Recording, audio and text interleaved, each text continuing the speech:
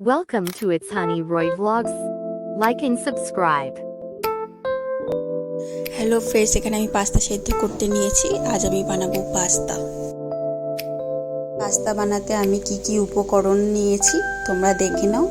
পেঁয়াজ কুচি, টমেটো কুচি, পেঁয়াজ কালি, আদা ও রসুন। এখানে আমি সস নিয়েছি, green chili sauce, red chili sauce ও সয়া সস।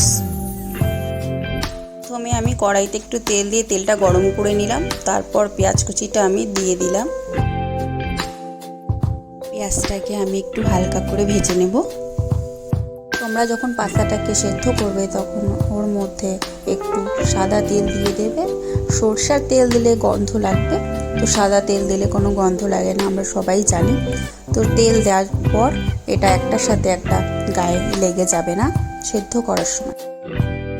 তোমরা এর সাথে আরও কিছু সবজি অ্যাড করতে পারো, গাজর, ক্যাপসিকাম, বিনস, যার যেটা খেতে পছন্দ। আমি এত কিছু অ্যাড করলাম না, যেহেতু আমার ঘরে এত কিছু ছিল না। যেই দুটো জিনিস ছিল আমি সেগুলো দিয়েই তোমাদের আজ বানিয়ে দেখাবো। গাজর, ক্যাপসিকাম ও পেঁয়াজগুলো সবসময় কিউব করে কাটবে। তো কিউব করে কাটলে এটাকে রেসিপিটা দেখতে অনেকটাই সুন্দর লাগে। যারা আমার রেসিপিটা নতুন দেখছো প্লিজ তারা একটু কমেন্ট করে জানিয়ে দিও আমার রেসিপিটা তোমাদের কেমন লাগছে।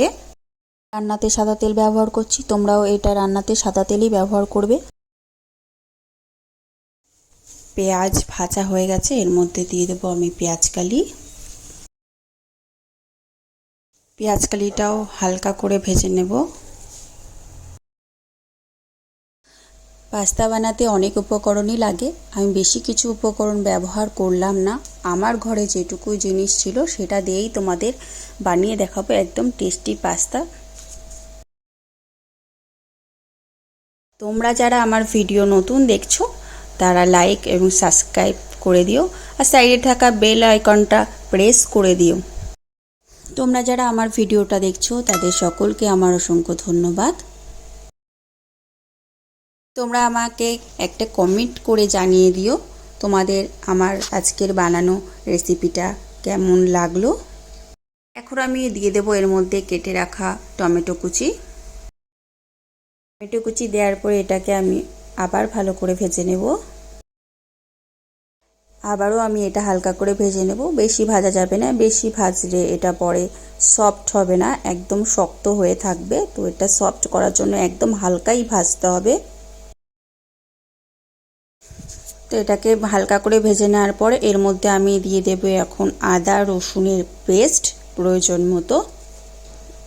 রসুনের পেস্টটা দেওয়ার পরে এটাকে অনেকক্ষণ নাড়িয়ে চাড়িয়ে নেব যতক্ষণ না আদা রসুনের কাঁচা গন্ধটা চলে যায়। এটাকে তোমরা নন স্টিকের কড়াইয়ে বানাতে পারো। আমার যেহেতু নন স্টিকের কড়াইটা উপরে তোলা আছে তার জন্য আমি এই কড়াইতেই করলাম। নন স্টিকের কড়াইতে করলে নিচে লেগে যাবে না।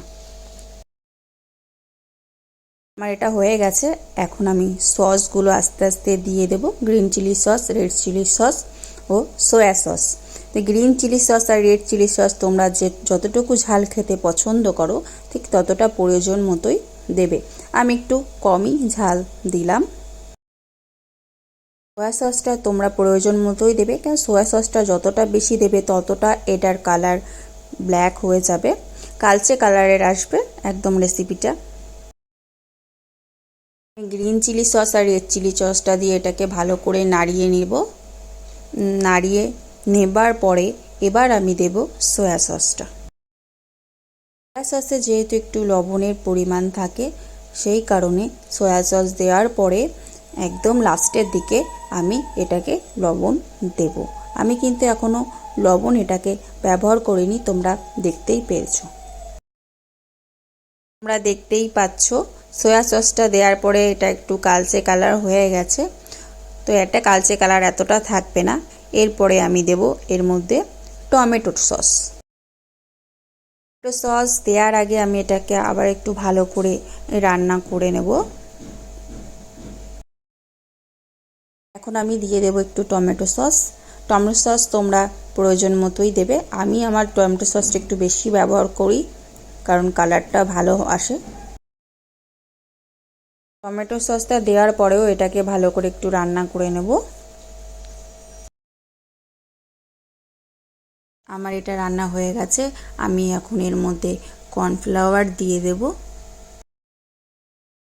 যতটুকু গ্রেভির প্রয়োজন আমি ততটুকুই জল নিয়ে নেব এবং এর মধ্যে আমি 1 চামচ কর্নফ্লাওয়ার নিলাম। যতটুকু বেশি নেব ততটাই গাঢ় হয়ে যাবে, তো আমি বেশি গাঢ় করব না, এটাকে পাতলাই রাখবো। এটা একটু নাড়িয়ে চাড়িয়ে নেব। নাড়িয়ে চাড়িয়ে এটাকে ভালো করে আমি মিক্সড করে নেব। যারা একটু ঝাল খেতে পছন্দ করো তারা এর মধ্যে প্রথম থেকেই কাঁচা লঙ্কা অ্যাড করে দিতে পারো। আমি যেহেতু ঝালটা একটু কম খাবো তার জন্য আমি কোনো লঙ্কা এর মধ্যে অ্যাড করিনি।